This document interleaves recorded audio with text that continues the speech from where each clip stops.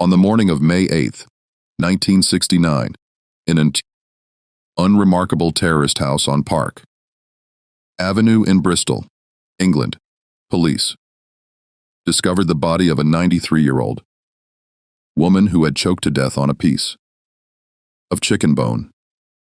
The neighbors knew her only as Mrs. Dennis, a quiet, elderly lady with faded elegance who lived modestly with her housekeeper. What they didn't know was that this frail woman found dead in such humble circumstances was once one of the most powerful and scandalous figures in British high society.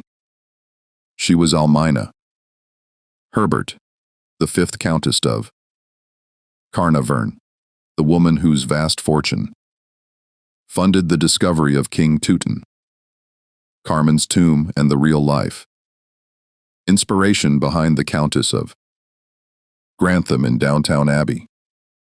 But behind the glittering facade of aristocratic respectability lay decades of shocking secrets, illegal activities, and moral compromises that would have destroyed lesser mortals. From her controversial birth as an illegitimate child through blackmail scandals, adultery trials, and whispered rumors of illegal abortions performed in her exclusive nursing homes, Almina's story reads like the darkest Victorian melodrama. The police report from that May morning noted that the modest house contained only a few remnants of former grandeur, a silver photograph frame containing the image of a magnificent castle, some faded letters, tied with ribbon, and a jewelry box that held nothing but costume pieces. Yet, this same woman had once owned priceless Rothschild treasures, commanded the loyalty of kings, and held the power to make or destroy reputations across London's most exclusive circles. Before we continue with the story of Lady Almina Carnarvon, hit that subscribe button and tell us in the comments which state or city you're watching from, because this tale of American style ambition meets British aristocracy is going to shock you to the core. The woman who died alone in Bristol that spring day had once commanded the loyalty of wounded soldiers, the devotion of powerful men, and the fear of London's aristocratic elite. A rise and fall represents one of the most extraordinary and disturbing sagas in the annals of the British aristocracy. A story that reveals how corruption and deception can flourish even in the most respectable surroundings, and how the pursuit of power and respectability can ultimately consume those who sacrifice their souls to achieve them. In the golden age of Victorian England, when the sun never set on the British Empire, and aristocratic privilege seemed as eternal as the stones of Westminster Abbey, few institutions appeared more solid than the great country estates. High Cleararch Castle in Hampshire, with its towering Gothic Revival architecture, and 5,000 pristine acres, embodied this seemingly unshakable world of hereditary power and endless wealth. The castle's honeycombed stone walls had witnessed generations of Herbert family history, from medieval knights to Georgian politicians, each generation adding their own layer to the estate's accumulated prestige and power. Yet, beneath the polished veneer of drawing, room conversations, and elaborate dinner parties, the reality was far more precarious. By the 1890s, many of Britain's greatest houses teetered on the brink of financial ruin, their noble owners trapped between the crushing costs of maintaining their ancestral seats and the rigid social expectations that forbade them from pursuing commerce or trade. The agricultural depression that had begun in the 1870s had devastated the rental income that formed the backbone of aristocratic wealth, while the rising costs of maintaining vast households, extensive grounds, and elaborate social calendars created an economic crisis that threatened the very survival of the hereditary system. Highlere Castle itself required a staff of more than 80 servants to function properly, from the butler who oversaw the complex hierarchy of the household to the undergardeners who maintained the elaborate formal gardens that surrounded the estate. The annual coal bill alone consumed thousands of pounds, while the costs of entertaining, an essential requirement for maintaining social position, could bankrupt a family in a single season. The great library, with its leather-bound volumes and priceless manuscripts, required constant maintenance and climate control that cost more per year than most middle-class families earned in a decade. Into this world of magnificent desperation came a most unusual arrangement, one that would bind together three lives in a web of secrets, ambition, and ultimately destruction. The central figure in this drama was not born to nobility, nor even to legitimacy. But her story would reshape the very foundations of one of England's most prestigious earldoms. The arrangement that emerged would challenge every assumption about blood, breeding, and the sources of true power in British society.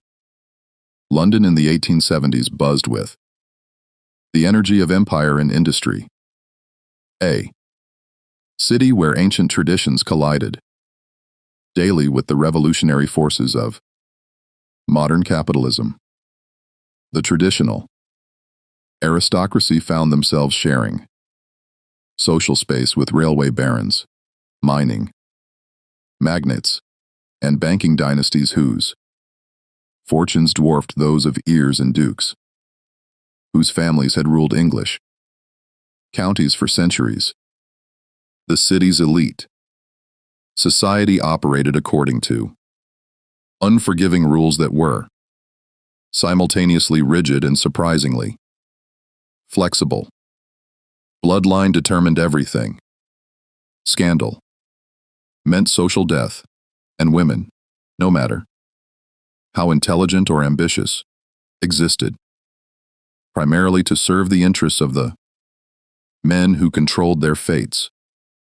Yet, even within these constraints, some individuals found ways to accumulate tremendous power, though often at costs that only became clear decades later. The key was understanding that Victorian society, for all its moral pretensions, was fundamentally transactional. Reputation could be bought, social position could be negotiated, and even the most sacred institutions could be manipulated by those who understood the hidden mechanisms that actually governed the world of the elite.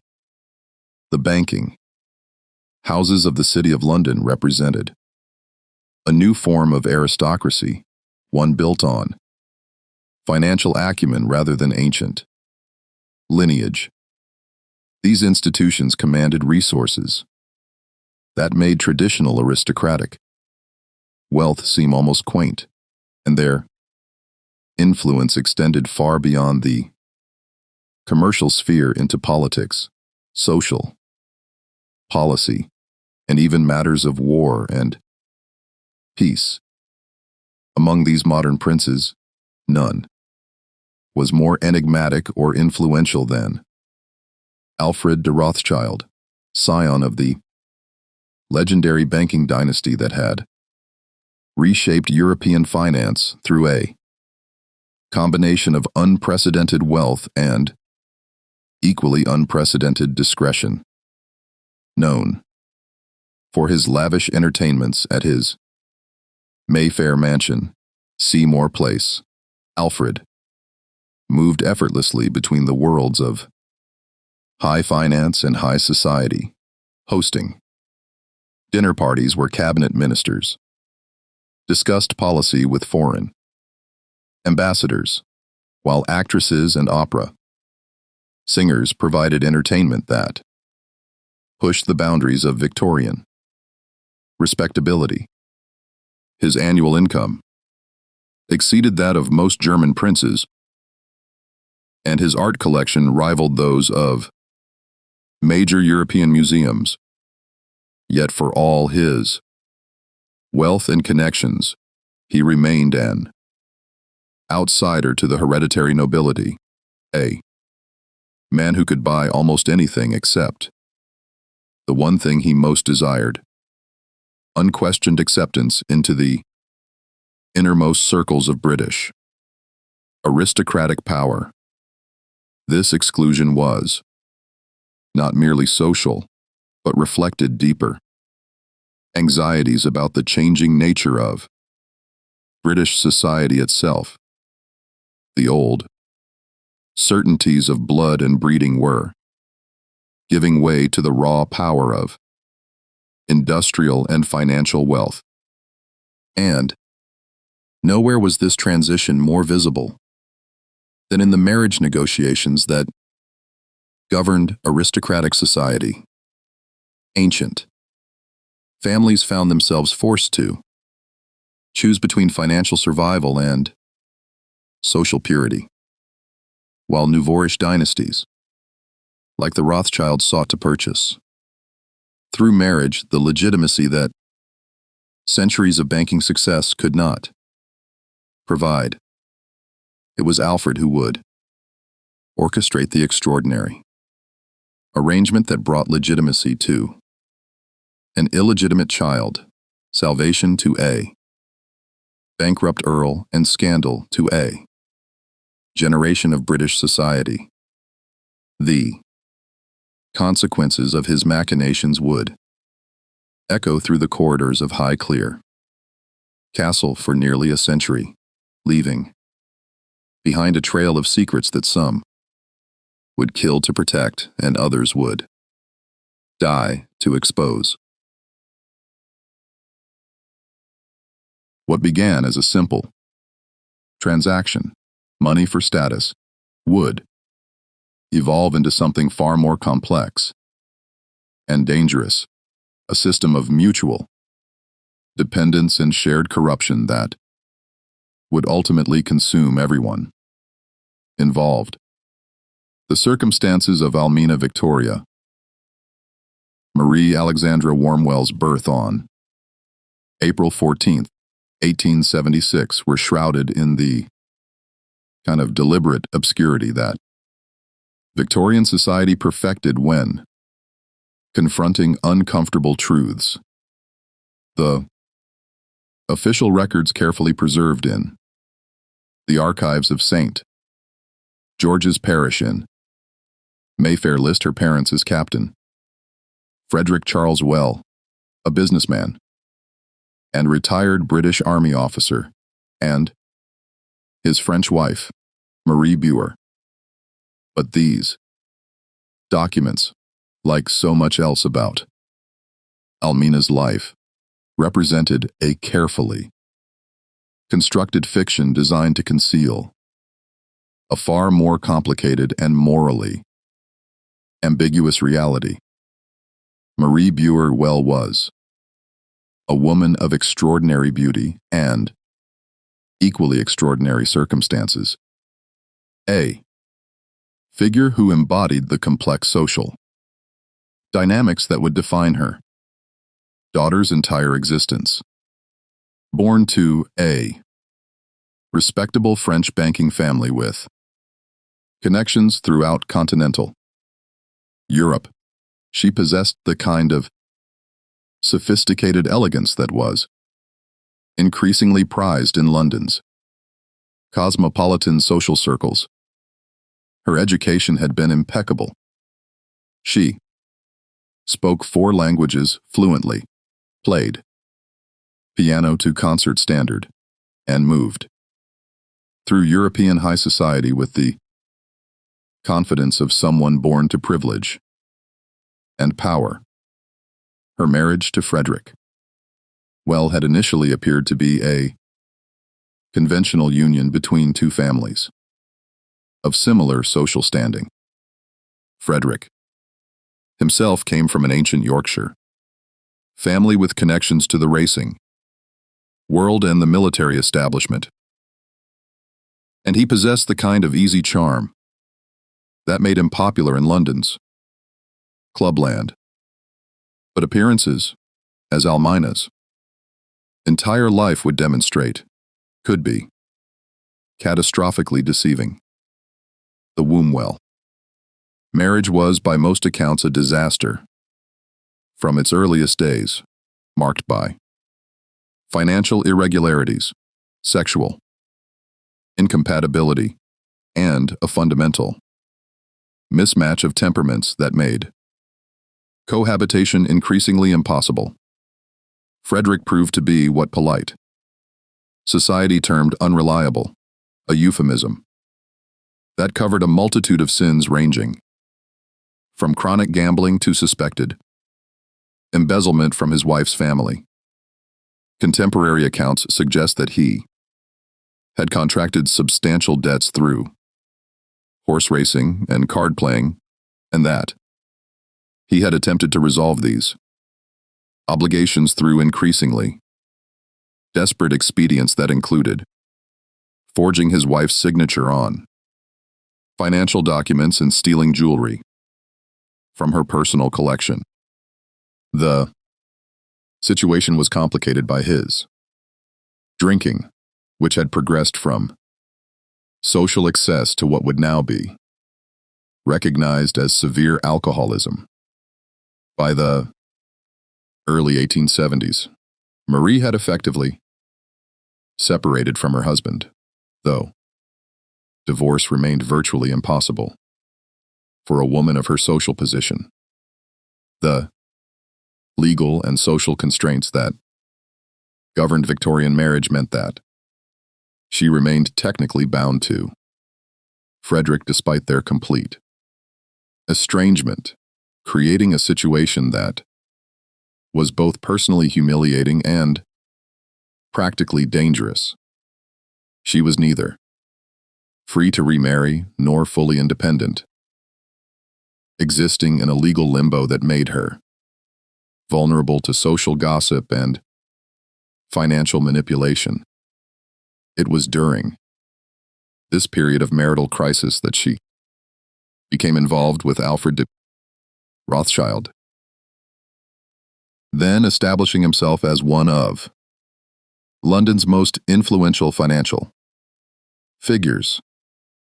What began as a social acquaintance, Marie moved in the sophisticated circles where banking wealth intersected with continental culture, evolved into something far more intimate and consequential than either party had initially anticipated.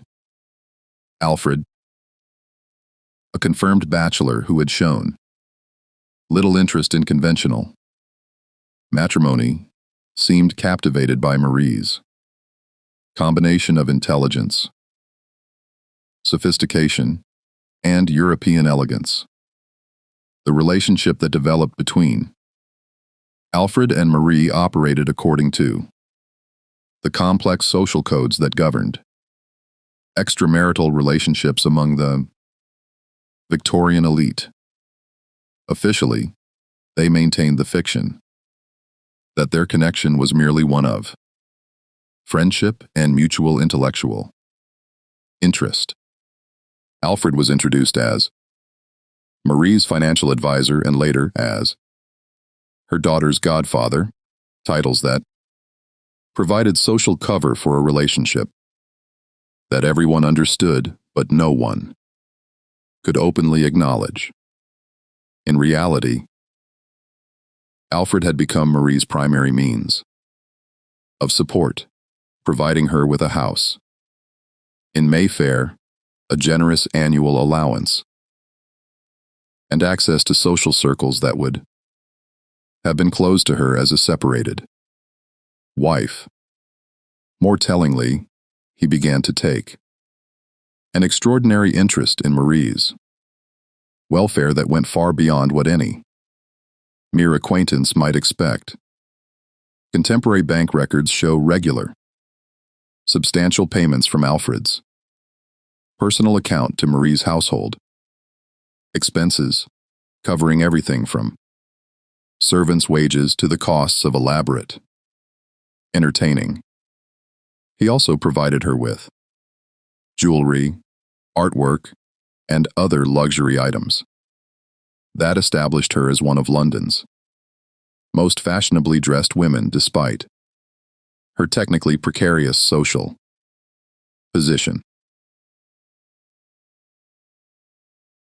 When Marie announced her pregnancy in late 1875, the timing presented both a crisis and an opportunity that would define the rest of their lives. Frederick Well was officially still her husband, providing legal cover for the child's legitimacy and protecting all parties from the social scandal that would have resulted from public acknowledgement of adultery. But those close to the situation understood that the girl born that April bore little resemblance to the man whose name she carried. Instead, Almina possessed the delicate features and quick intelligence that observers noted were remarkably similar to those of Alfred de Rothschild, the child's unusual name, a combination that seemed to reference both parents, while acknowledging neither, provided another clue to those sophisticated enough to recognize the significance of such details. More telling still was Alfred's immediate and intense interest in the baby's welfare, an interest that went far beyond what any conventional godfather might be expected to show. The arrangement that emerged from this delicate situation would set the pattern for Almina's entire life. A carefully constructed facade of respectability, concealing a reality built on secrets, financial manipulation, and the ruthless pursuit of social advancement. Alfred became Almina's unofficial guardian and benefactor, showering her with gifts and attention while maintaining the fiction that he was merely fulfilling his duties as her godfather. Frederick Well, presumably compensated for his discretion, played his role as the distant but acknowledged father with the resignation of a man who had long since given up any pretense of controlling his own destiny. But even as a child, Almina seemed to understand that her position was precarious and that her survival depended on her ability to navigate the complex deceptions that surrounded her birth. Those who knew her in those early years described a girl of unusual precocity, possessing an almost frightening ability to read social situations and manipulate them to her advantage. She learned early that survival in her world depended not on truth or virtue, but on the skillful management of appearances and the careful cultivation of powerful allies. The most disturbing aspect of this arrangement was how completely it normalized deception as a way of life. Almina grew up understanding that her very existence was built on lies. Lies about her parentage, lies about her family's financial situation, and lies about the true nature of the relationships that governed her world. This early immersion in duplicity would prove to be both her greatest strength and her ultimate downfall, providing her with the skills necessary to achieve extraordinary social success, while simultaneously creating the psychological framework that would eventually lead to her destruction. As Almina approached her 17th birthday in 1893, the carefully constructed edifice of her early life began to reveal both its strengths and its fundamental instability. Under Alfred de Rothschild's lavish patronage, she had been transformed from an illegitimate child of questionable parentage into one of London's most sought-after debutantes. Her education had been impeccable, conducted by private tutors who had been carefully selected for their discretion, as well as their qualifications. She spoke fluent French, German, and Italian, played piano to near professional standard, and possessed a sophisticated understanding of art, literature, and music that impressed even the most jaded observers. Her wardrobe, personally overseen by Alfred and executed by London's most exclusive dressmakers, was magnificent, beyond anything that most legitimate daughters of the aristocracy could expect. The famous Worth gowns, the Cartier jewelry, and the elaborate accessories that marked her appearances at London's most prestigious social events represented an investment in her future that few fathers, legitimate or otherwise, would have been prepared to make. More importantly, her social connections had been carefully cultivated through Alfred's influence to open doors throughout the highest levels of British society. Yet, beneath this glittering surface, darker currents were already beginning to flow with increasing intensity. Alfred's generosity toward Almina had not gone unnoticed by London society gossips, and uncomfortable questions were being asked about the true nature of their relationship. Some whispered that Alfred's interest in the girl was more than paternal. A suggestion that, while almost certainly false, highlighted the precarious nature of Almina's position and the constant threat of scandal that hung over her carefully constructed social identity. Other observers speculated more accurately about her true parentage, noting not only the striking physical resemblances between the banker and his supposed goddaughter, but also the unusual legal arrangements that governed her upbringing.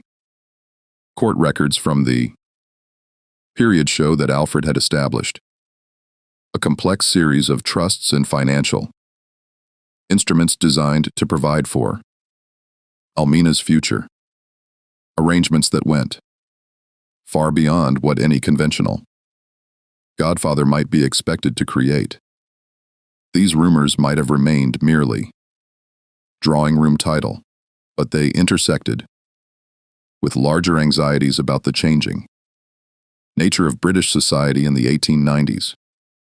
The old certainties of blood and breeding were giving way to the raw power of industrial and financial wealth. And nowhere was this transition more visible than in the marriage market that governed aristocratic society. Young men of ancient lineage found themselves courting the daughters of railway baronses and mining magnates, while impoverished earls and viscounts calculated the precise value of American heiresses and banking fortunes with the cold precision of commodity traders. The social season of 1893 was particularly notable for the number of financially motivated marriages that dominated the headlines and for the increasingly open discussion of the economic calculations that governed aristocratic matchmaking. Families that had once been able to choose marriage partners based on considerations of lineage and social compatibility now found themselves forced to prioritize financial advantage above all other concerns, leading to unions that satisfied economic necessity while creating new forms of social tension and personal unhappiness. It was into this atmosphere of barely concealed desperation and social transformation that George Edward Stan Hope Molyneux Herbert, the future 5th Earl of Carnarvon, made his entrance into Almina's story. Born in 1866 into one of England's most distinguished families, Herbert represented everything that the British aristocracy was supposed to embody. Ancient lineage, traced back to the Norman conquest. Inherited titles that commanded automatic respect, and vast estates that had been accumulated over centuries of careful stewardship and advantageous marriages.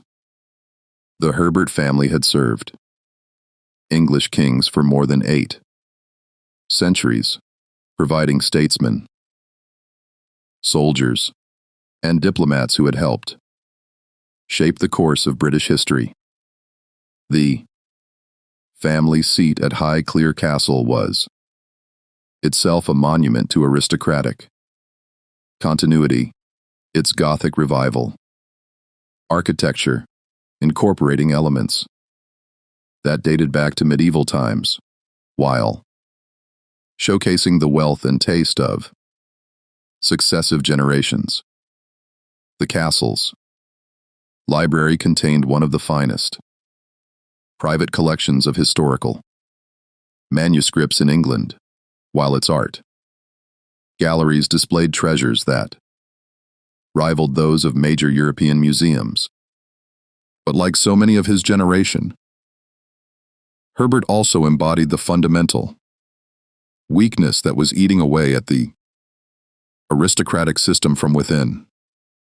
His problems were on the surface, depressingly typical of his class and generation. He had spent his youth in the approved aristocratic pursuits, gambling at the exclusive clubs of St. James's Street, horse racing at Ascot and Newmarket, and various forms of expensive entertainment that were considered essential for maintaining social position without any corresponding attention to the management of his inheritance or the long-term financial health of his estates. The extent of Herbert's financial irresponsibility was staggering, even by the standards of his spent-thrift generation. Contemporary records suggest that by his mid-20s, he was facing debts that exceeded $200, an enormous sum equivalent to millions in today's currency. The running costs of Highclere Castle alone consumed more than his estates could generate, while his personal expenditures on gambling, racing, and various forms of entertainment had reached levels that threatened the very survival of his ancient earldom. More troubling than his mere financial irresponsibility were the rumors that circulated about Herbert's character and personal conduct. Those who knew him well described a man of weak moral fiber and disturbing appetites, someone whose outward charm concealed fundamental character defects that made him unfit for the responsibilities of his position. His travels to Egypt, which he would later claim were motivated by archaeological interest and concern for his health, were widely understood to be fueled by his attraction to Cairo's notorious brothel districts and opium dens. Society physicians discreetly treated Herbert for what they termed continental maladies, a euphemism for sexually transmitted diseases contracted during these eastern adventures. The treatments were both expensive and ongoing, suggesting that Herbert's condition was serious and that his behavior patterns were deeply ingrained. More disturbing still were the implications of his condition for any future marriage, as the diseases he had contracted could be transmitted to a wife and potentially to any children born from such a union. Even more troubling were the rumors that circulated about Herbert's behavior toward women of his own social class. Several prominent families had quietly withdrawn their daughters from social events when Herbert was expected to attend, and at least one young woman had been hurriedly married off to a minor Scottish lord after an incident with Herbert that was never publicly explained, but left her family demanding immediate satisfaction and threatening social ostracism for anyone who continued to associate with him. It was against this background of mutual need and moral compromise that Alfred de Rothschild began to orchestrate what would prove to be one of the most successful and ultimately destructive arranged marriages in Victorian history. Herbert needed money desperately, not just to pay his existing debts, but to maintain the lifestyle and social position that his title demanded. Almina needed the respectability that only an ancient title could provide, transforming her from a questionably legitimate girl into an unquestionably legitimate countess. Alfred, for his part, needed to secure his goddaughter's position while simultaneously advancing his own social ambitions through connection to one of England's most ancient earldoms. The negotiations that took place during the winter of 1893-94 were conducted with the cold-blooded precision of a corporate merger, involving lawyers, bankers, and social intermediaries who understood that they were facilitating not a romantic union, but a complex financial transaction disguised as a marriage. The terms of the arrangement, when they were finally agreed upon, were staggering in their scope and implications. Alfred agreed to provide a dowie that would settle all of Herbert's existing debts and provide an annual income sufficient to maintain Highclere Castle and its associated estates in appropriate style.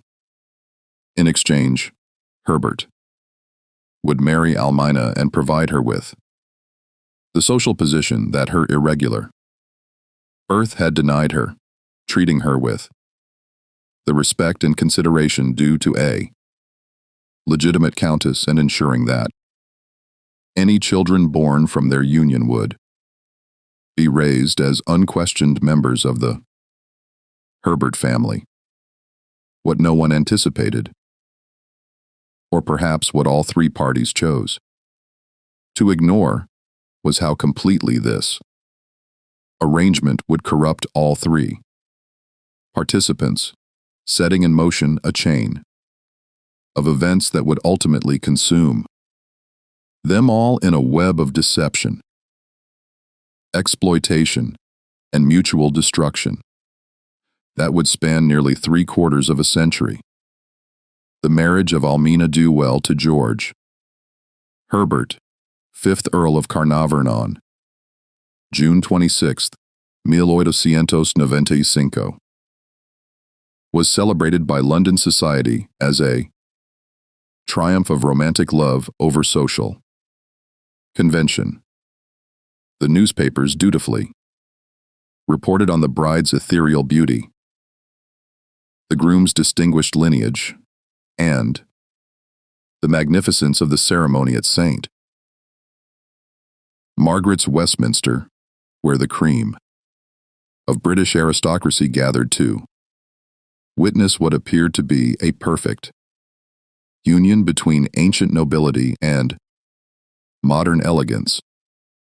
The wedding breakfast at Seymour Place was described in breathless detail with special attention paid to the elaborate floral arrangements, the priceless Rothschild china, and the presence of royalty among the guests. What the newspapers didn't report, and what most of the guests either didn't know or chose to ignore, were the far more sinister negotiations that had made the marriage possible, or the deeply troubling patterns of behavior that were already emerging within the complex triangle of relationships that now governed life at Highclere Castle. The marriage certificate itself, while legally valid, represented perhaps the most expensive fraud in Victorian matrimonial history, a document that transformed financial dependence into apparent romantic fulfillment and social ambition into the appearance of mutual devotion. From the very beginning, the Carnarvon marriage was less a union of two people than a complex business arrangement involving three parties with fundamentally incompatible interests and increasingly desperate needs. Alfred continued to exercise enormous influence over the couple's finances, effectively making both Almina and Herbert dependent on his continued goodwill and approval. The legal documents that formalized this arrangement were masterpieces of Victorian financial engineering, creating a system of trusts, allowances, and conditional payments that ensured Alfred's control while maintaining the fiction of the Earl's independence. Herbert resented this dependence, even as he was powerless to escape it. His pride continually wounded by reminders of his financial subservience to a man he considered his social inferior.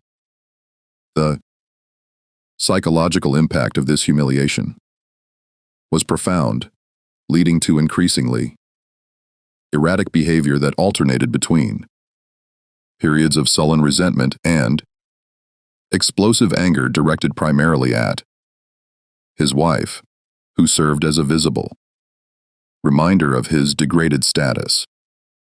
Meanwhile, Almina found herself caught between loyalty to her benefactor and the demands of her new role as a countess, a position that required her to maintain the fiction that her marriage was based on genuine affection, while simultaneously managing the complex web of financial and social obligations that actually governed her existence.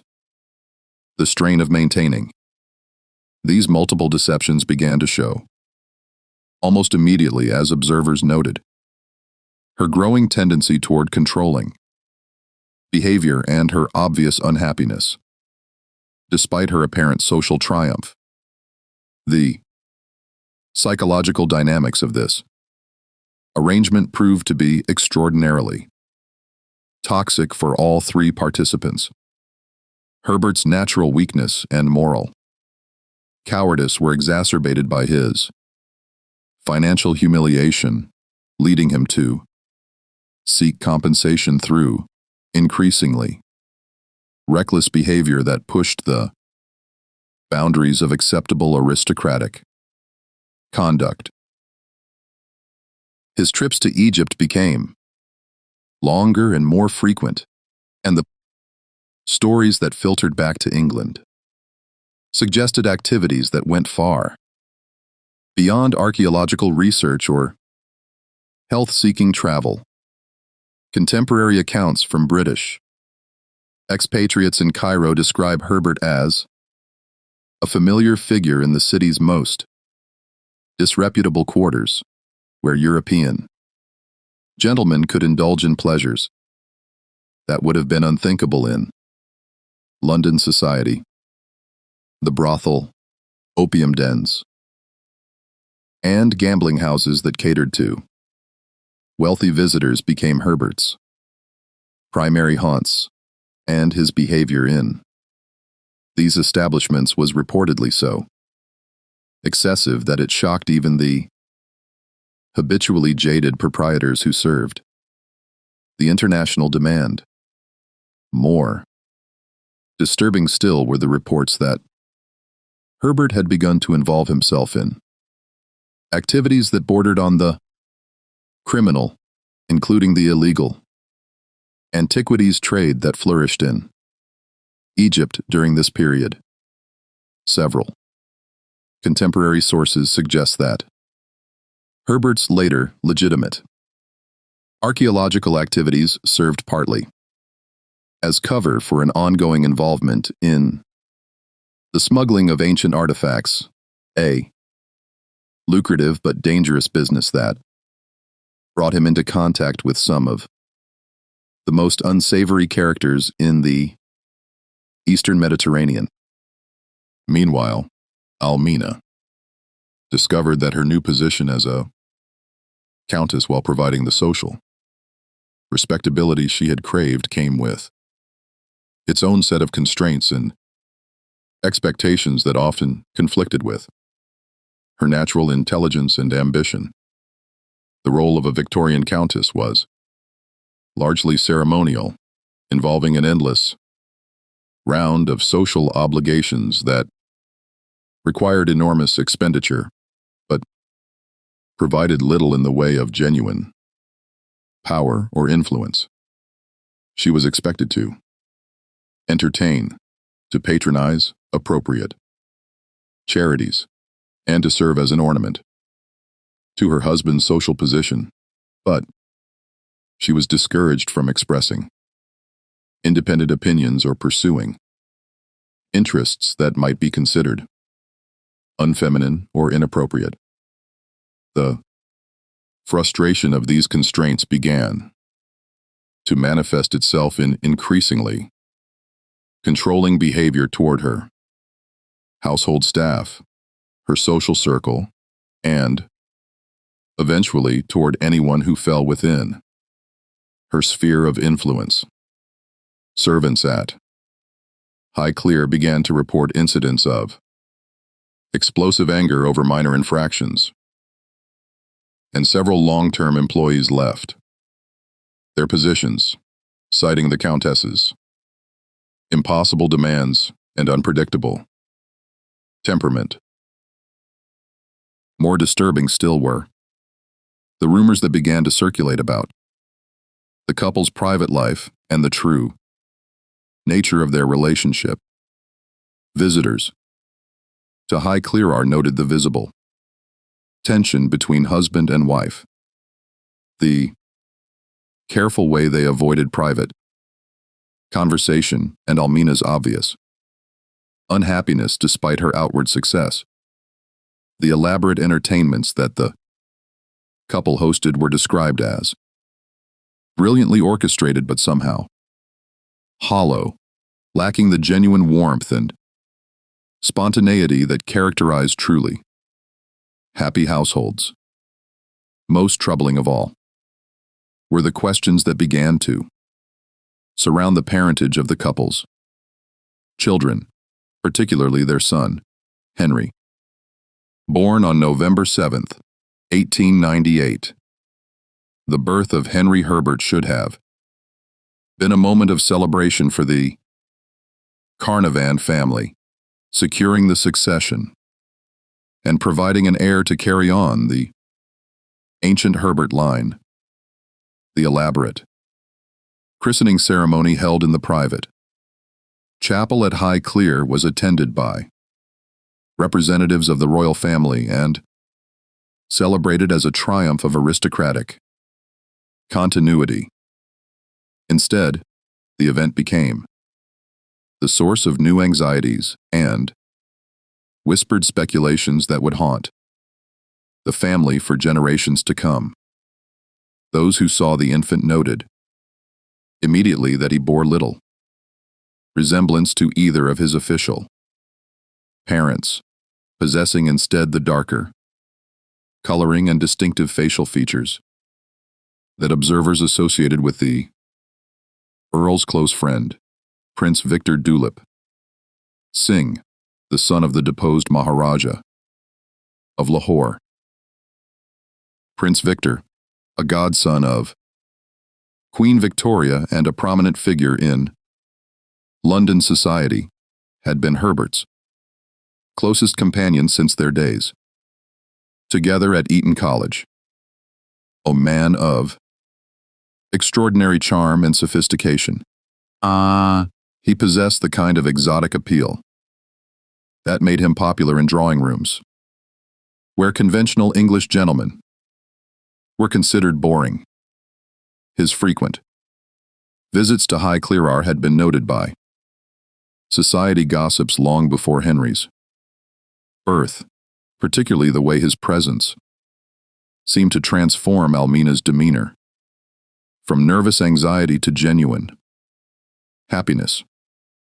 The implications of these observations were staggering for all concerned.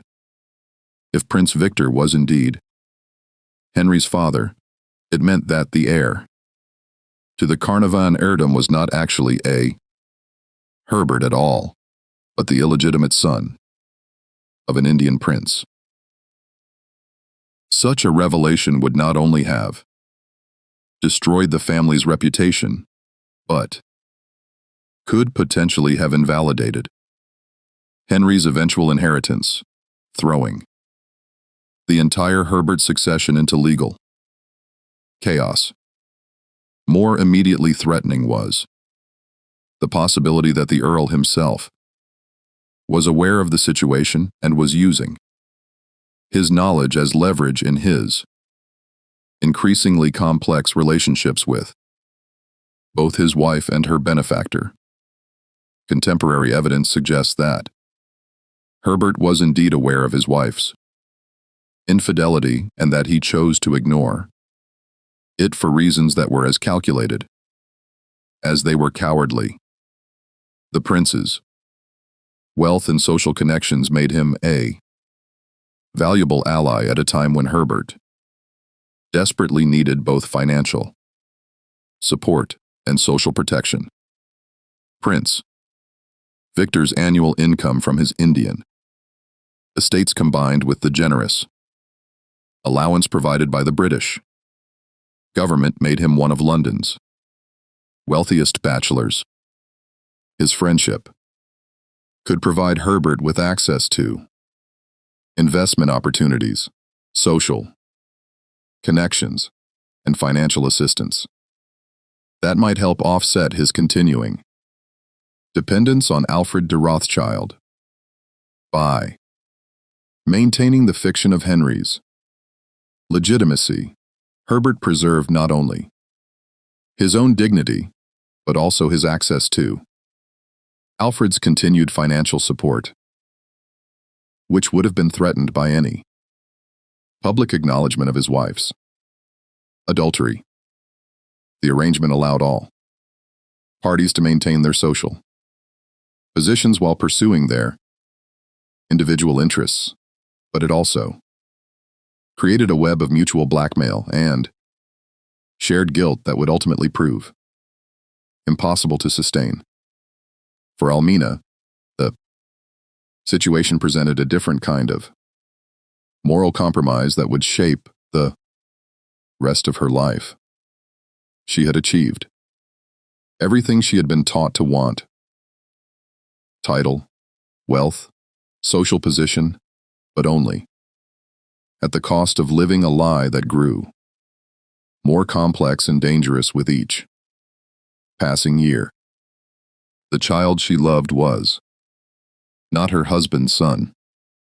Her marriage was a sham maintained only for financial convenience, and her entire social position rested on a foundation of secrets that could be exposed at any moment.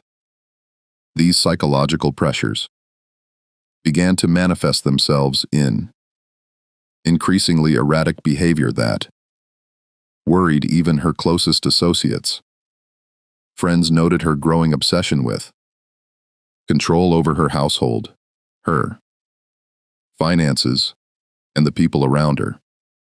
She developed what observers described as an almost pathological need to maintain detailed knowledge of other people's secrets, as if gathering such information might somehow protect her from exposure of her own vulnerabilities. More ominously, Almina began to display the manipulative skills that would later make her both feared and influential within London society.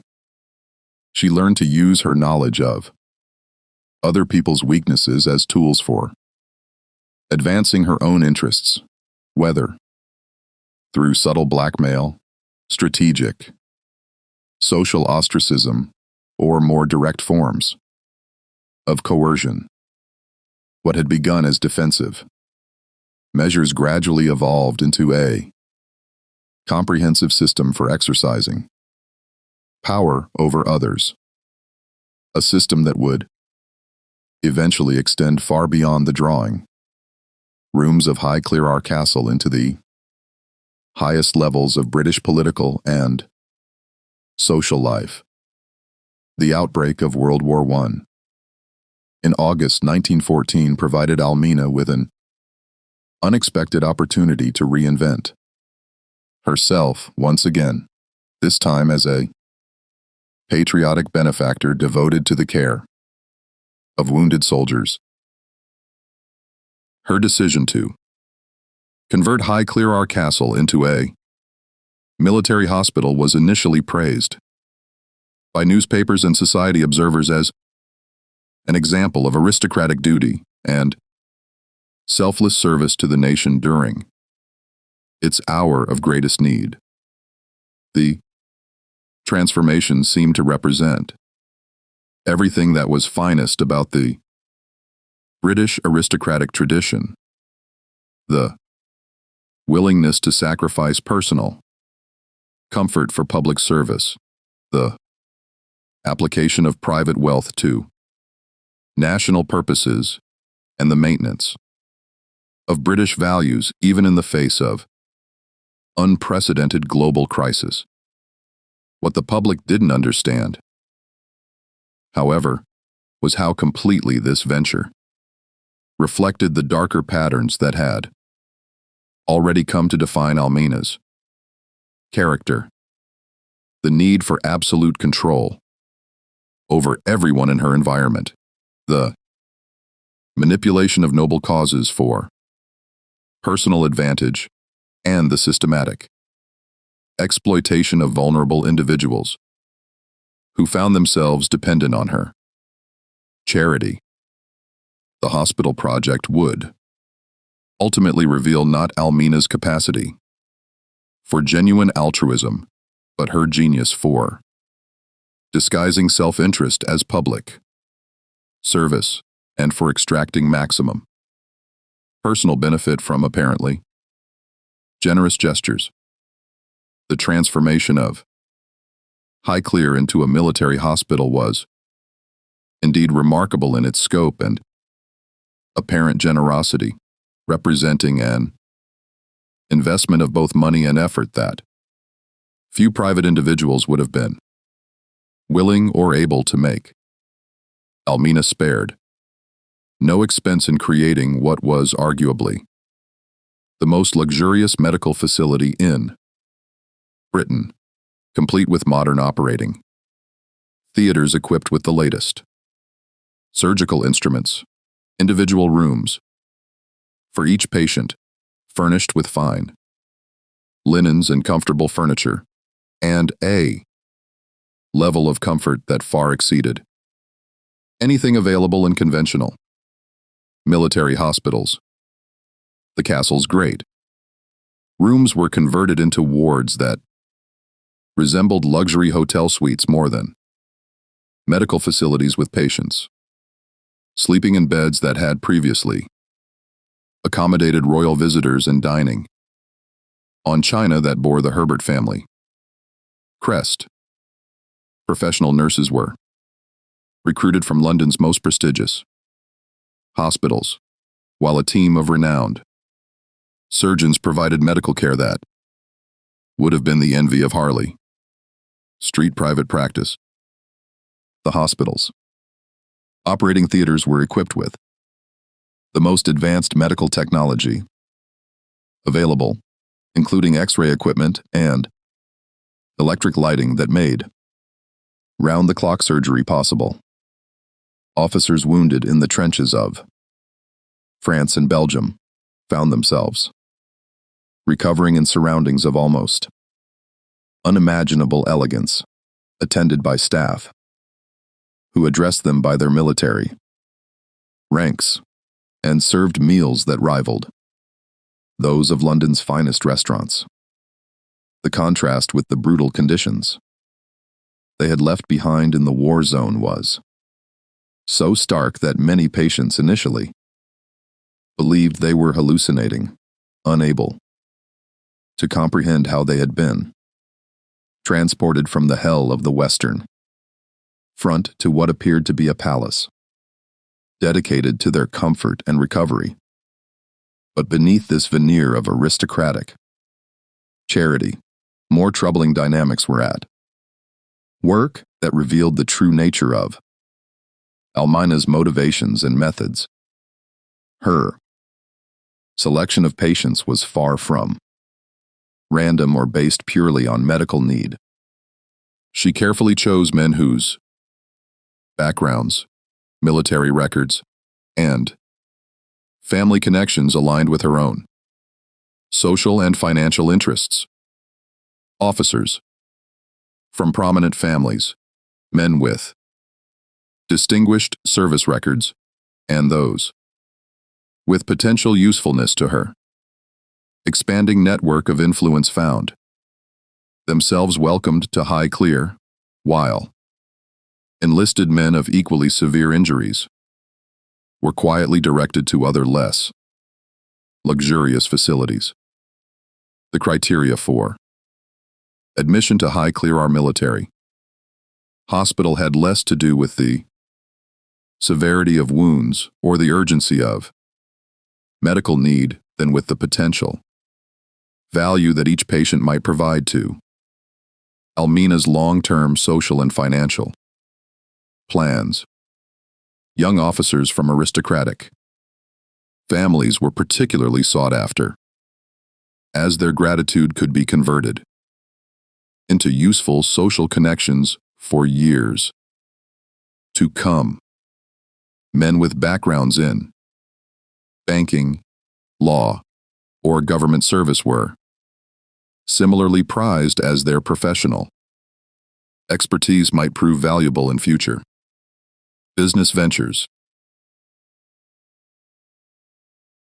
More significantly, Almina began to use her role as benefactors to cultivate a network of grateful dependents who could be called upon for various favors in the years to come.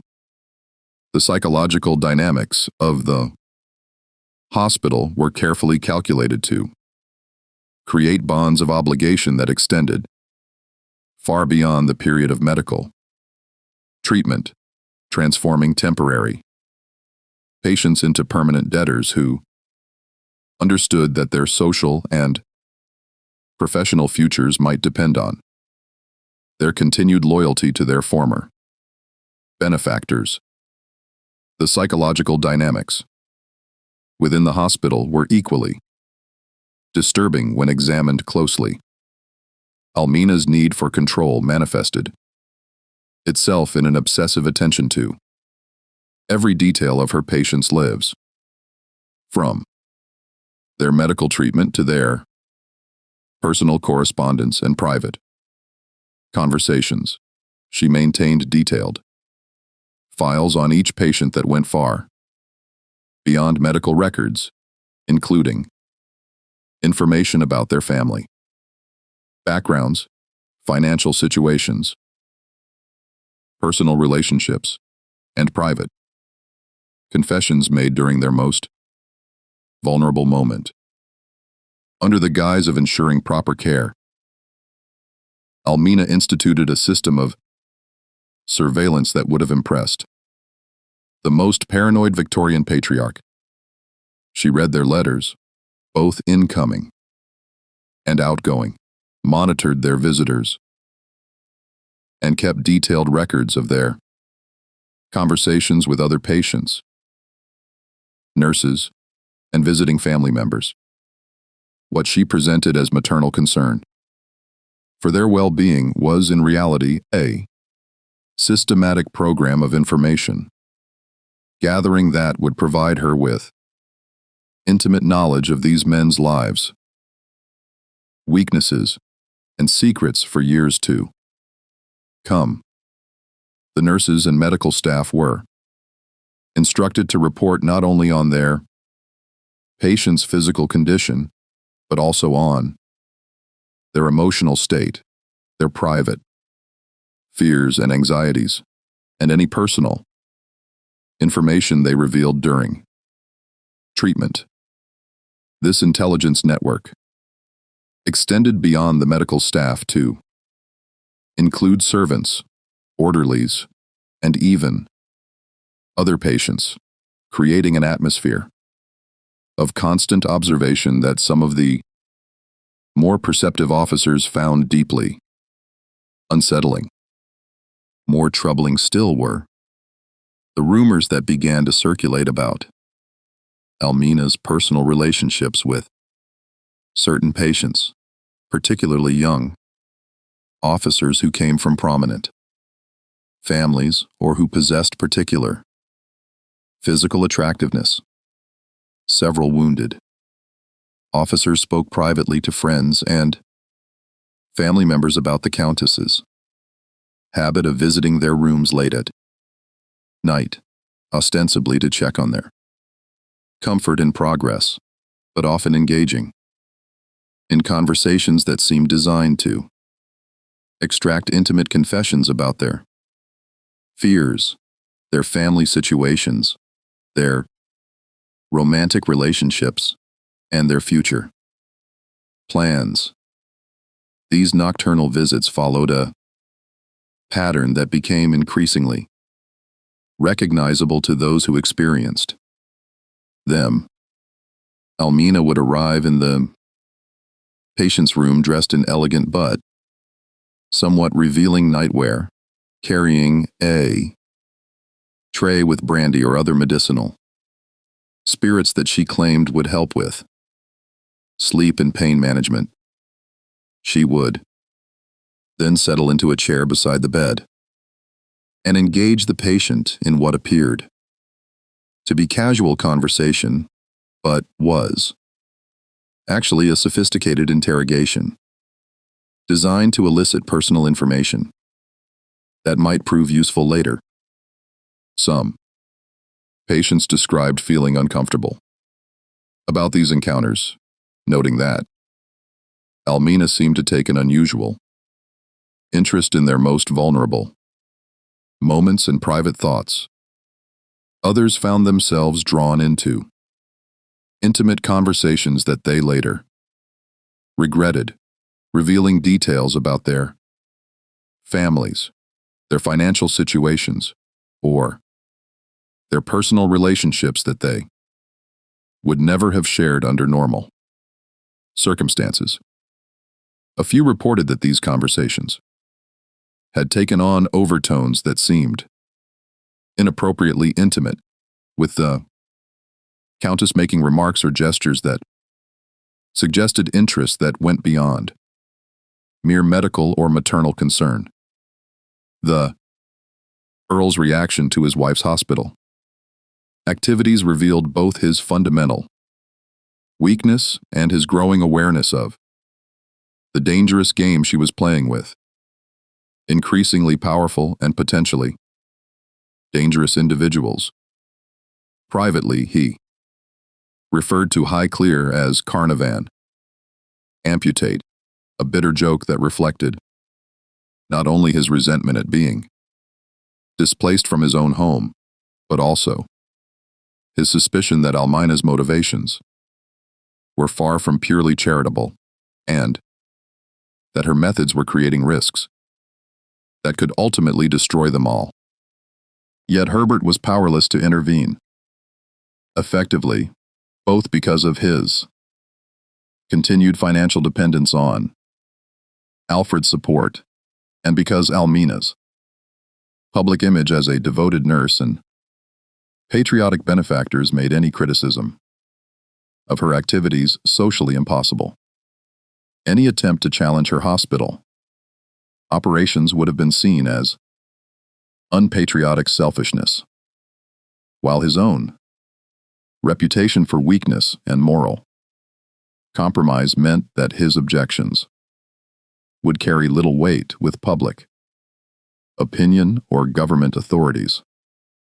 The situation became even more complex and potentially explosive when Almina decided to expand her operations to London, opening a second hospital at 48 Bryanston Square in one of Mayfair's most prestigious neighborhoods.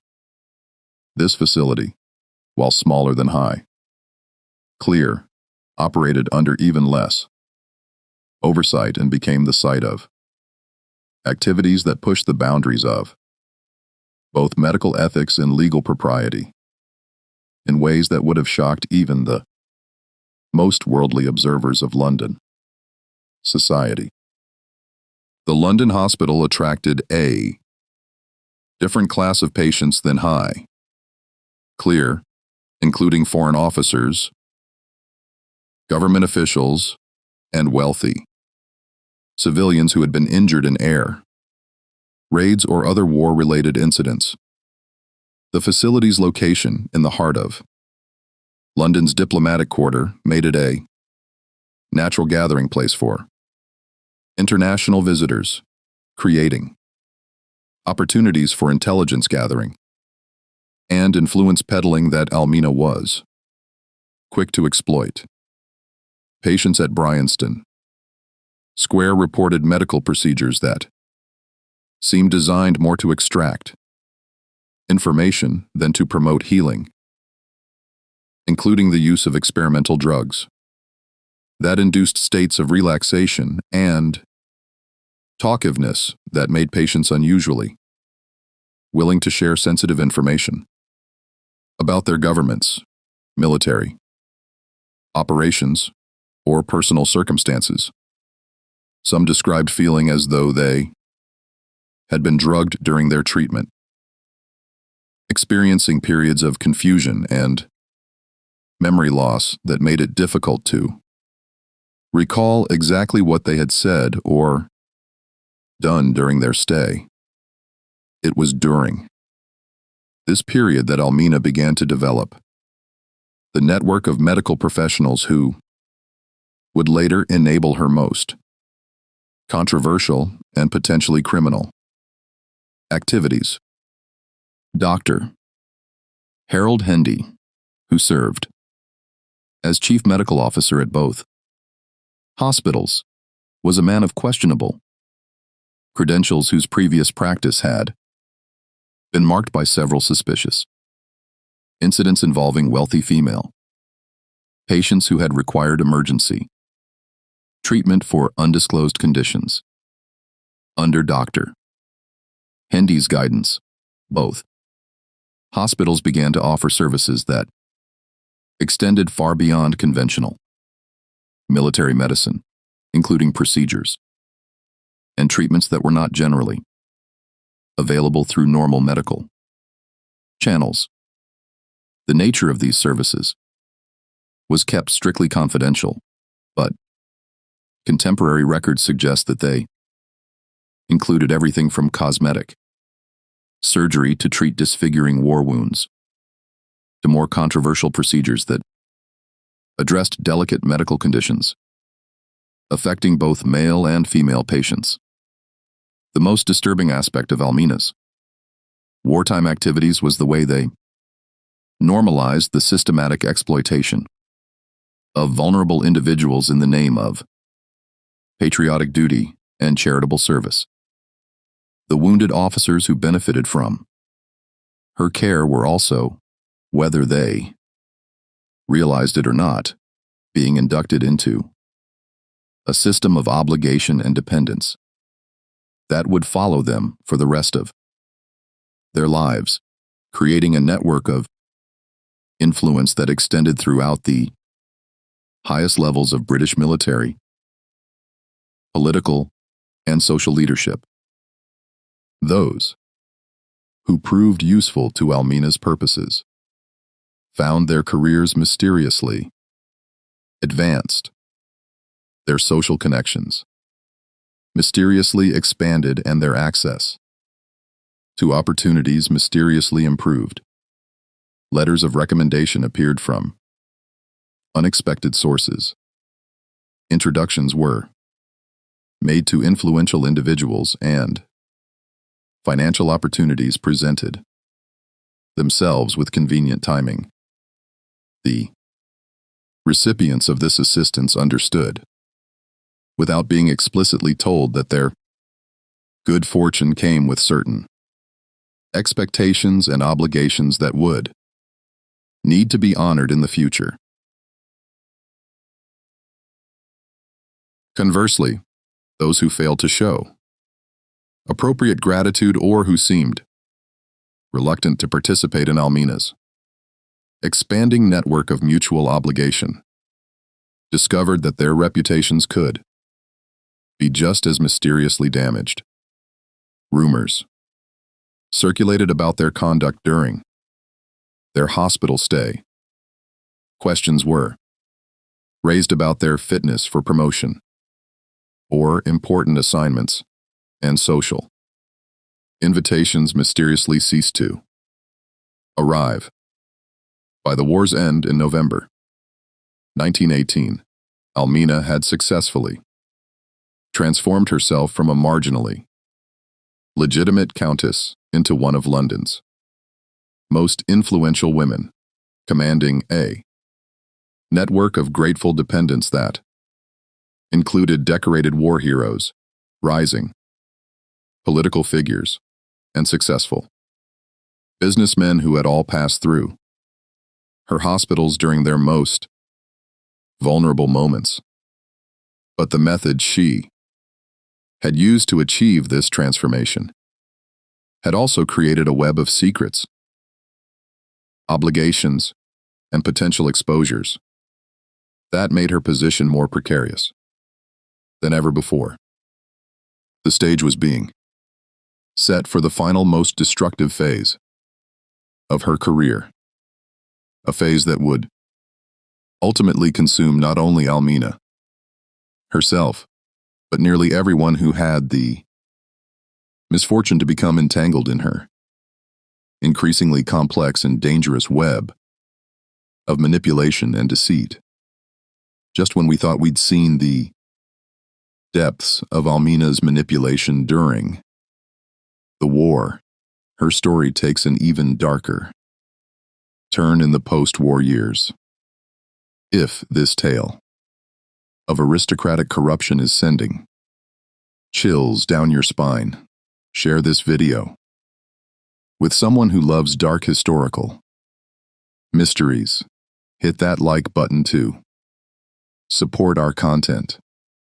And don't forget to subscribe to never miss stories like this, because what happens next will show us just how far a desperate woman will go to protect her secrets and maintain her power. The death of Lord Carnarvon in Cairo on April 5th, 1923, marked the beginning of the most scandalous and destructive period of Almina's life, a phase that would reveal the full extent of her capacity for deception, manipulation, and moral compromise. The official cause of death: blood poisoning following an infected mosquito bite received while visiting Tutankhamun's newly discovered tomb, provided convenient cover for what many contemporary observers suspected was a far more complex and sinister situation, involving the Earl's deteriorating health, his increasingly erratic behavior, and the dangerous games of power and influence that had co-made to define his marriage. Contemporary medical records preserved in the archives of the British consulate in Cairo suggest that Carnarvon had been seriously ill for weeks before his death, suffering from symptoms that the attending physicians struggled to explain, but that modern medical analysis indicates may have been related to advanced syphilis contracted during his frequent visits to Cairo's notorious entertainment districts. The progression of his illness, marked by periods of delirium, violent mood swings, and physical deterioration, was consistent with the final stages of untreated venereal disease, a condition that would have been impossible to acknowledge publicly without destroying the family's reputation. More immediately significant than the actual cause of Carnarvon's death, however, were its consequences for the carefully constructed web of relationships, financial arrangements, and mutual dependencies that had sustained the Carnarvon household for nearly 3 decades. The Earl's death meant that the complex system of checks and balances that had prevented any single party from gaining complete control over the family's affairs was now fundamentally disrupted, creating opportunities for dramatic changes in the distribution of power and resources within the household.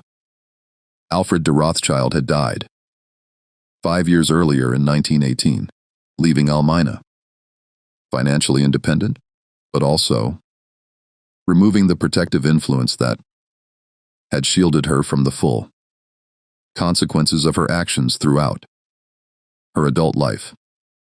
She was now a wealthy widow with no effective oversight, no restraining influence from either her husband or her benefactor, and lifetime's worth of dangerous secrets that could be exposed at any moment by enemies who no longer needed to fear retaliation from powerful protectors.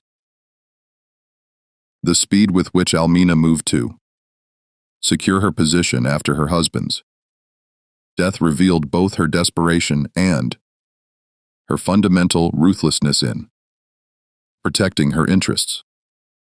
Within weeks of returning from Egypt with Carnarvon's body, she had begun systematically liquidating assets from Alfred's estate, converting artwork, jewelry, and other valuable items into cash that could be more easily hidden from tax authorities and potential creditors. The scale of these transactions was enormous, involving the sale of Rothschild treasures worth hundreds of thousands of pounds through discreet auction houses and private dealers who specialized in handling sensitive disposals for wealthy clients.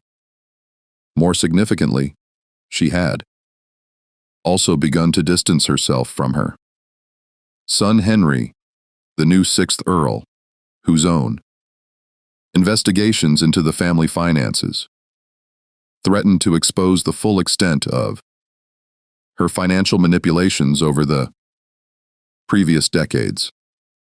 Henry had inherited not only his father's title and estates, but also a growing awareness of the irregularities and potential illegalities that had characterized his mother's management of family resources during his father's frequent absences. The relationship between Almina and her son had been strained for years, partly because of Henry's growing suspicions about his own parentage, but more immediately because of his awareness of his mother's increasingly erratic and potentially criminal behavior. Henry possessed documentation that suggested Almina had been systematically embezzling funds from the estate for her own purposes, using her position as Shatain to redirect resources that should have been used for maintaining Highclere and its associated properties to her personal accounts and private ventures.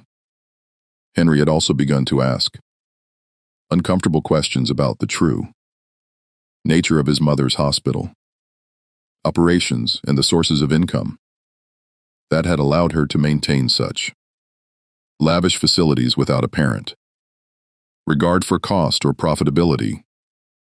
His investigations had revealed financial irregularities that suggested the hospitals had been used for purposes far beyond medical treatment, including activities that might have violated both medical ethics and criminal law.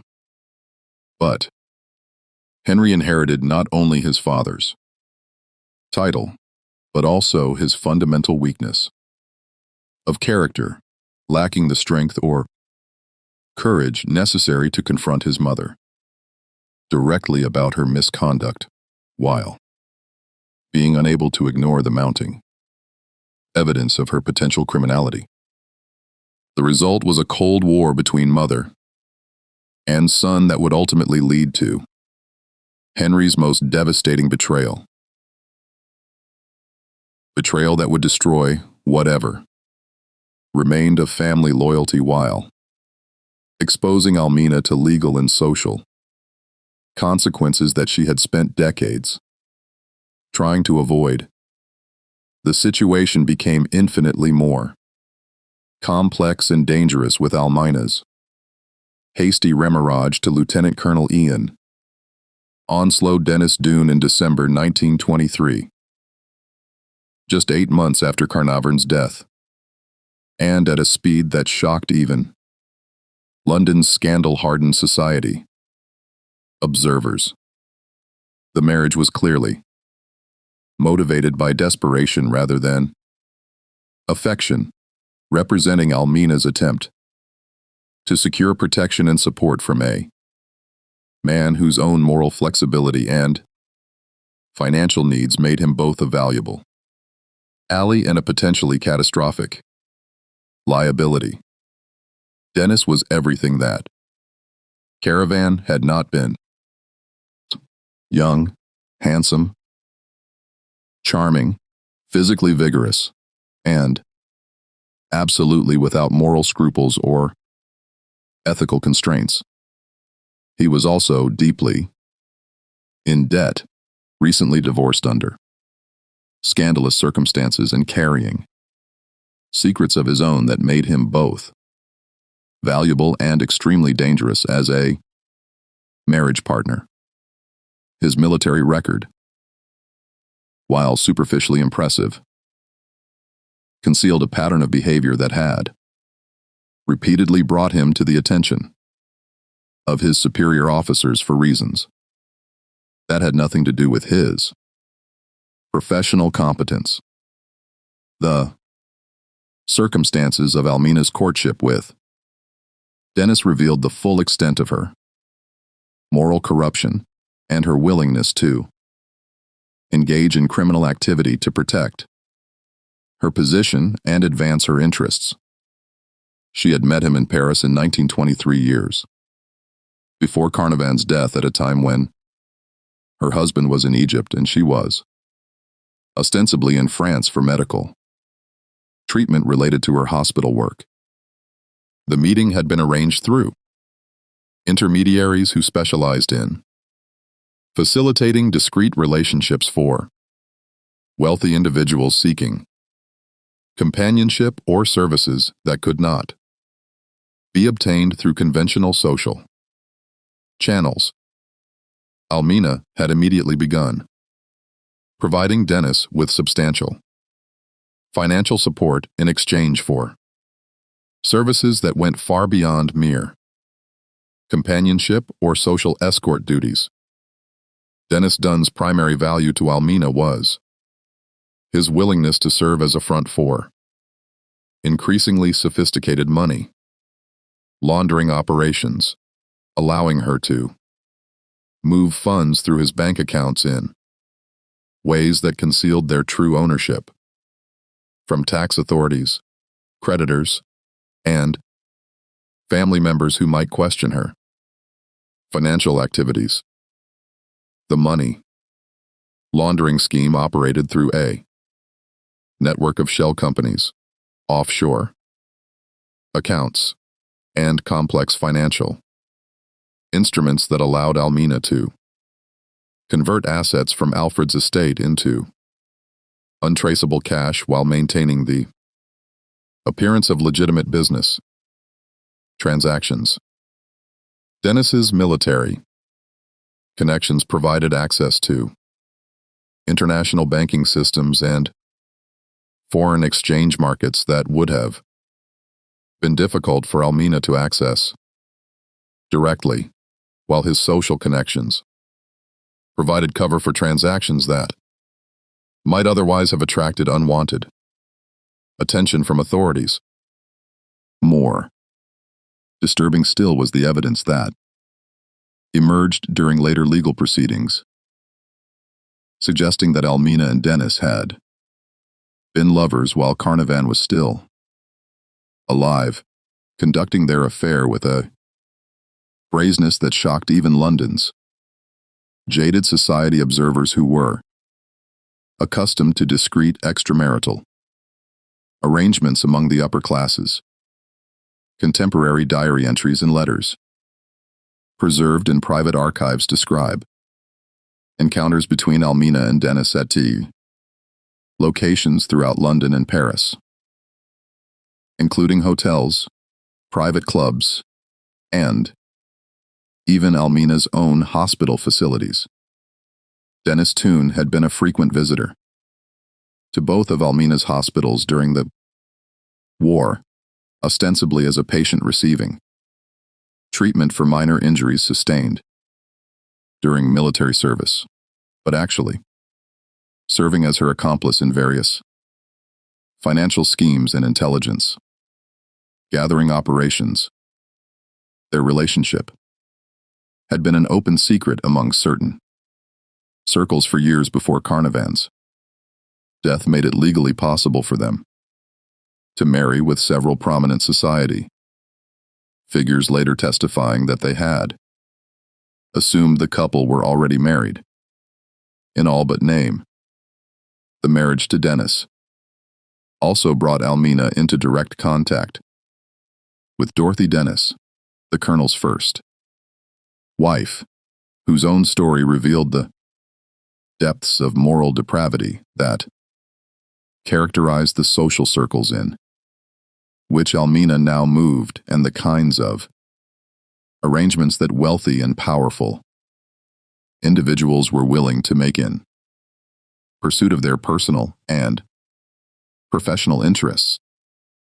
Dorothy Denistone was herself a figure of considerable complexity and moral ambiguity, a woman who had been effectively prostituted by her husband to General Sir John Cowans, the British Army's Quartermaster General, in exchange for military promotions and lucrative business opportunities that had advanced Dennis's career while providing him with access to government contracts and insider information that he had used for personal profit.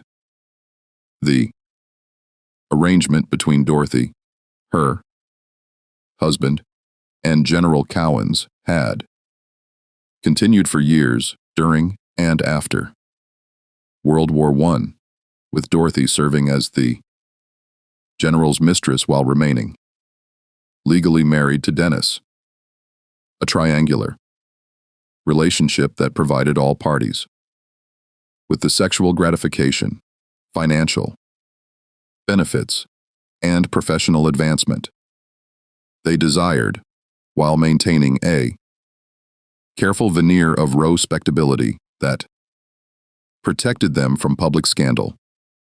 Dorothy's position in this arrangement was both powerful and precarious, as she possessed intimate knowledge of government secrets and military operations that made her valuable to her lovers, while simultaneously making her a potential security risk that could be eliminated if she became inconvenient or demanding. Her relationship with General Cowans had provided her with access to classified information, government contracts, and high-level military planning that went far beyond what any civilian should have been allowed to know. When Dorothy learned of Dennis Dunn's marriage to the wealthy Countess of Carnarvon, she saw an opportunity to escape from the degrading arrangement that had defined her adult life while simultaneously gaining financial security that would make her independent of both her former husband and her military lover. Her demand for the alimony that Dennis had promised but never paid was on its surface a simple matter of contract enforcement and marital obligation. In reality, however, Dorothy's legal action represented a direct threat to the entire system of lies, financial manipulation, and criminal activity that Almina had constructed around herself over the previous 3 decades. Dorothy possessed detailed knowledge of Dennis's financial arrangements with Almina, including information about money laundering operations, tax evasion, schemes, and other illegal activities that could result in criminal prosecution and imprisonment for both of them. More dangerously still, Dorothy's intimate relationship with General Cowans had provided her with access to government intelligence about Almina's hospital operations during the war, including reports that suggested these facilities had been used for espionage activities, illegal medical procedures, and other forms of criminal enterprise that went far beyond the charitable work that had been presented to the public. The court case that resulted, Dennis versus Dennis Dunion, heard in the King's Bench Division of the High Court in March 1925, became one of the most sensational legal proceedings of the decade, exposing not only the sordid details of Dorothy's arranged prostitution and the corrupt military contracts that had enriched her lovers, but also the full extent of Almina's financial crimes, moral compromises, and systematic exploitation of vulnerable. The trial lasted for 17 days and generated newspaper coverage that rivaled royal scandals for public attention and social impact. Under oath and facing the threat of perjury charges, Almina was forced to admit to adultery, money laundering, tax evasion, the systematic exploitation of wounded soldiers for personal gain, and participation in illegal medical procedures that had endangered the lives of patients who had trusted her with their care. The most damaging revelation to emerge from the trial was the testimony of several former patients from Almina's hospitals who described a systematic pattern of sexual exploitation, financial extortion, and medical malpractice that revealed her charitable work to have been a carefully constructed front for criminal enterprise. Wounded officers spoke of being pressured into intimate relationships with the Countess, of being blackmailed with information gathered during their most vulnerable moments, and of being forced to participate in financial schemes that they didn't understand, but that ultimately enriched Almina at their expense. Even more shocking was the testimony regarding Almina's London nursing homes, which multiple witnesses described as fronts for illegal abortion services provided to wealthy women desperate to avoid social scandal and criminal prosecution. Dr. Harold Hendy, testifying under immunity from prosecution, revealed that Almina had personally performed dozens of illegal procedures using her medical facilities to generate enormous profits while placing her patients at grave physical risk and exposing them to potential blackmail based on their need for illegal services. The jury's verdict in the Dennis case, technically a victory for Almina and her husband that rejected Dorothy's financial claims, came at a cost that effectively destroyed everything she had spent her lifetime building and left her more vulnerable to exposure and retribution than at any point in her long career of deception and exploitation. While the legal decision went in her favor, the reputational damage was catastrophic and irreversible, exposing her to social ostracism, financial ruin, and criminal prosecution that would define the remainder of her life. The immediate financial cost alone was staggering, consuming nearly $400,000 of her remaining wealth in legal fees, court costs, and related expenses that represented one of the largest legal judgments of the decade.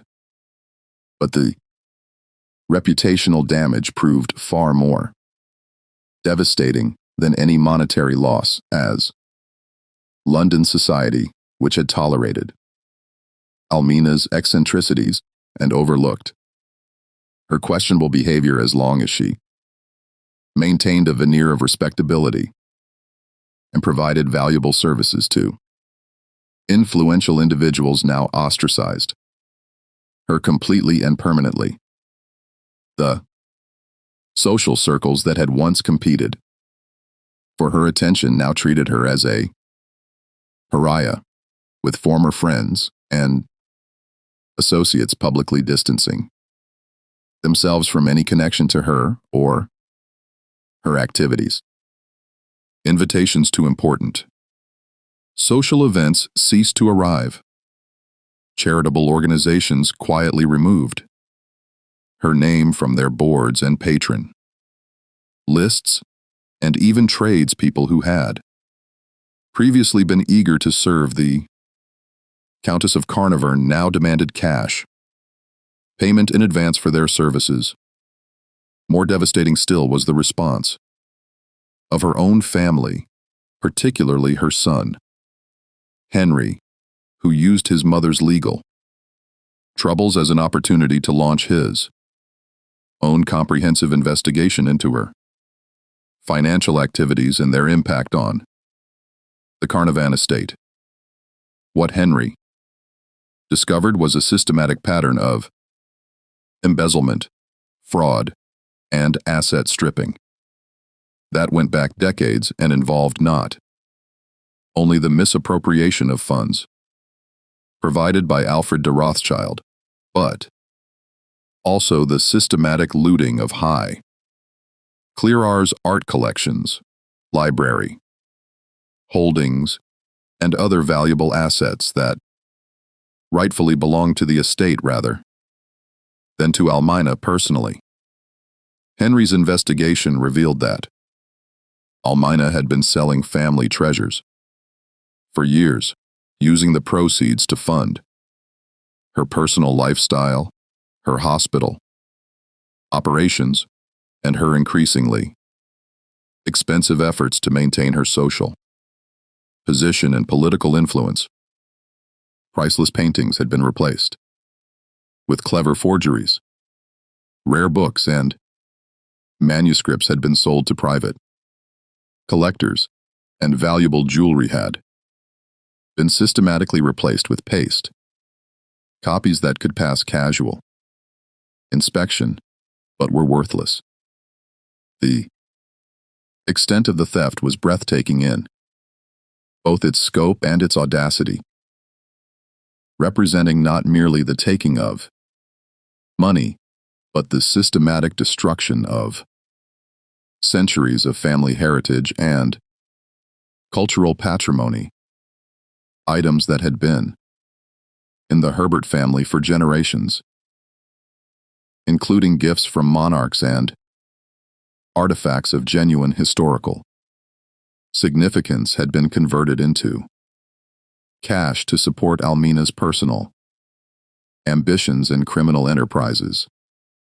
In 1951, acting on detailed information provided by Henry and armed with evidence gathered by private investigators working on behalf of the estate, the Inland Revenue formally charged Almina with tax evasion, covering multiple decades, and demanded payment of back taxes, penalties, and interest that consumed the remainder of her fortune and left her facing the possibility of criminal prosecution, and imprisonment.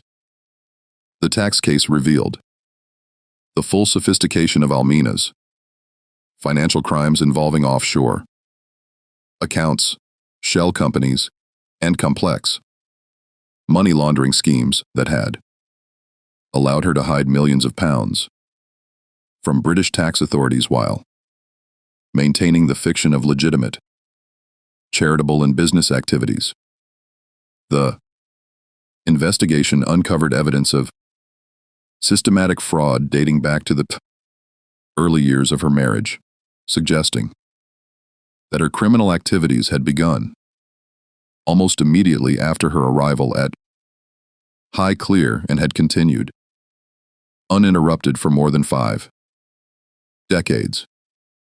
The woman who had once commanded millions of pounds and wielded influence throughout the highest levels of British society found herself declared bankrupt and forced to sell her few remaining possessions to satisfy creditors and tax obligations. The bankruptcy proceedings revealed the true extent of her financial desperation, as even items of minimal value were seized and sold to generate funds for debt repayment.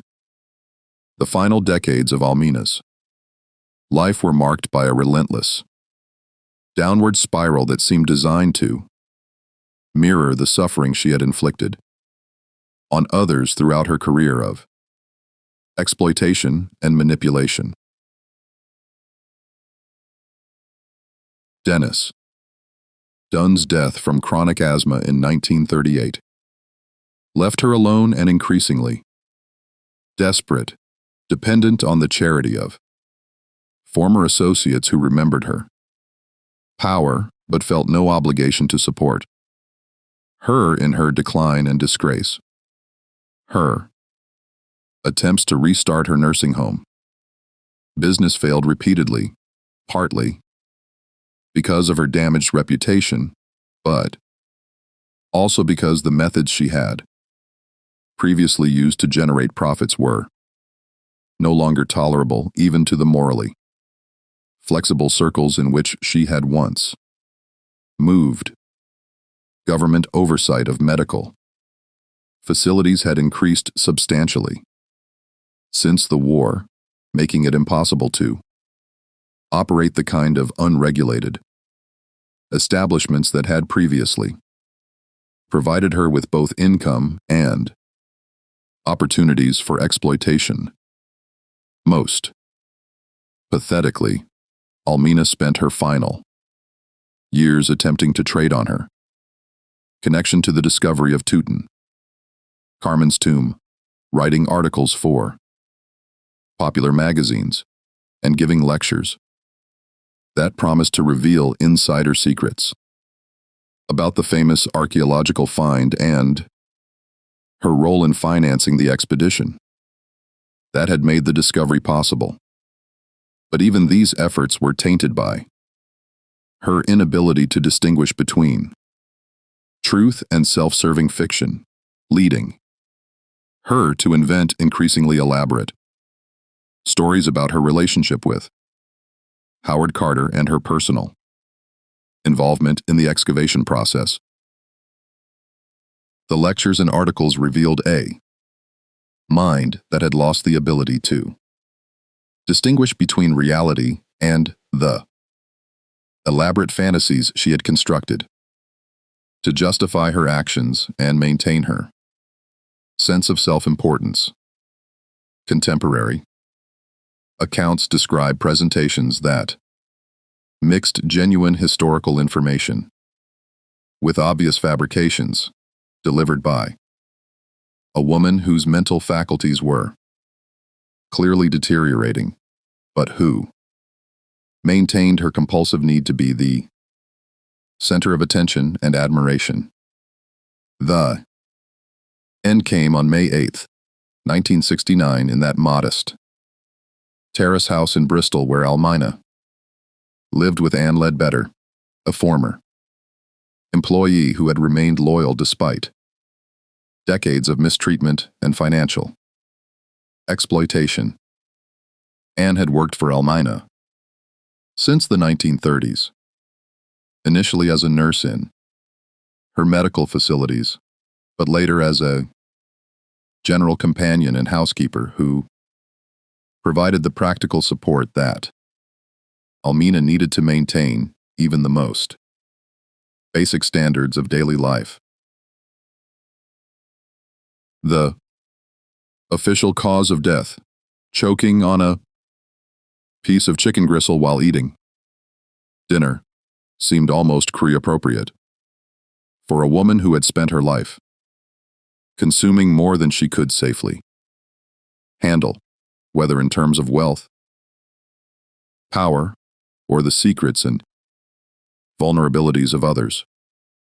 The death was swift and apparently painless, but it came at the end of years of increasing isolation, poverty, and mental deterioration that had reduced one of the most powerful women of her generation to a forgotten elderly lady, living in obscurity.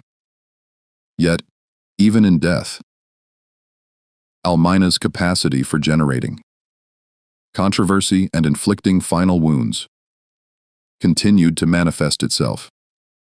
Her will, when it was read several weeks after her funeral, revealed one final act of vindictiveness and manipulation directed at the family members who had ultimately rejected her and the social institutions that had abandoned her in her time of need, rather than leaving her remaining estate to her son Henry or her grandchildren, who might have been expected to inherit whatever remained of her once vast fortune. Almina chose to bequeath the bulk of her assets to Anthony Ledby Better, Anne's son, who had cared for her during her final years and had shown her the loyalty and attention that her own family had withdrawn. The decision was partly motivated by genuine gratitude toward the Ledbetter family, who had provided her with practical and emotional support when she had nowhere else to turn. But those who had known Almina throughout her life understood that the bequest also represented a final act of revenge against the son who had exposed her crimes and the grandson who had inherited the title and estates that she had once controlled.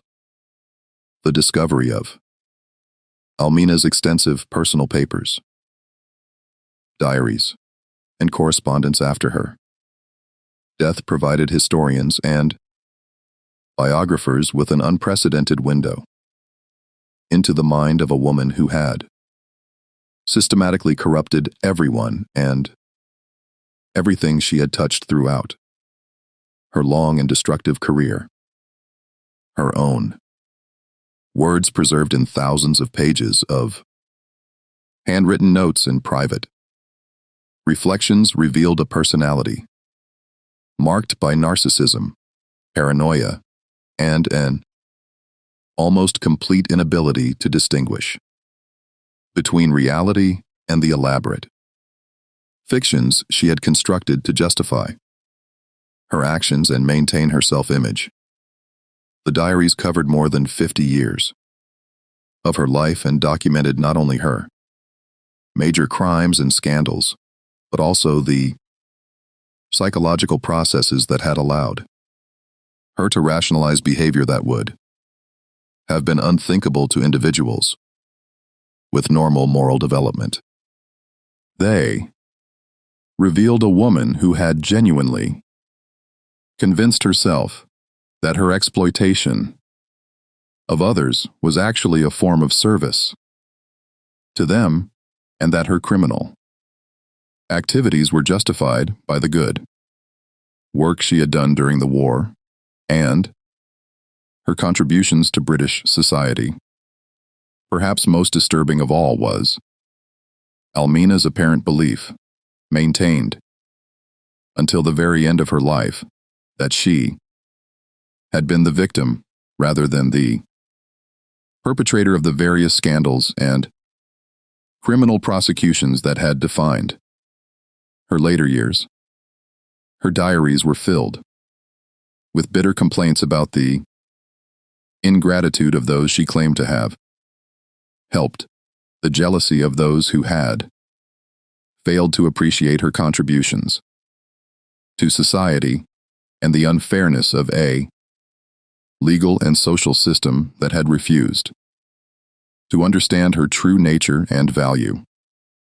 The final entries, written in an increasingly shaky hand during the months before her death, revealed a mind that had retreated almost completely into fantasy, constructing elaborate, alternative versions of her life story, in which she appeared as a misunderstood benefactor whose only crime had been excessive generosity toward people who had proven unworthy of her assistance.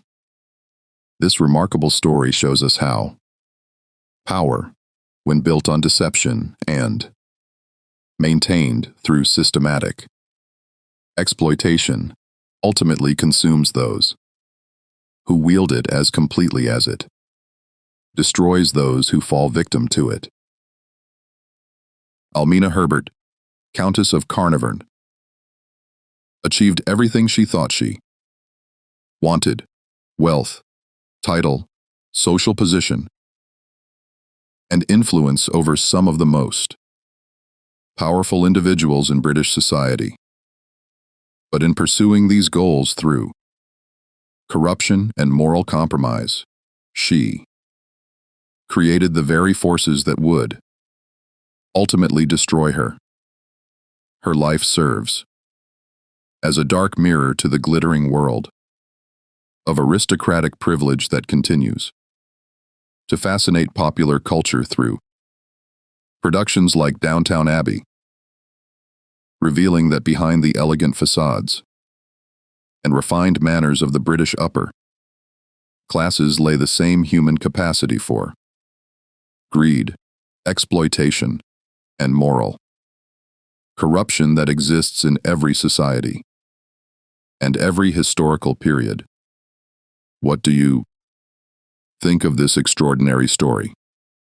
Do you believe Almina was ultimately a victim of circumstances beyond her control? Or was she the calculating architect of her own destruction and the suffering of countless others? Leave your comments below and share your thoughts on this remarkable tale of ambition, corruption, and ultimate justice. If you enjoyed this deep dive into one of history's most scandalous and complex figures, subscribe to our channel, hit the notification bell, and share this video with anyone who appreciates the darker truths that lie hidden beneath the surface of respectable society. The truth, as we've seen, is often far more shocking than any fiction. And the real Downton Abbey was a place where secrets could kill, power came at the ultimate price, and even the most carefully constructed lies eventually crumble under the weight of their own contradictions.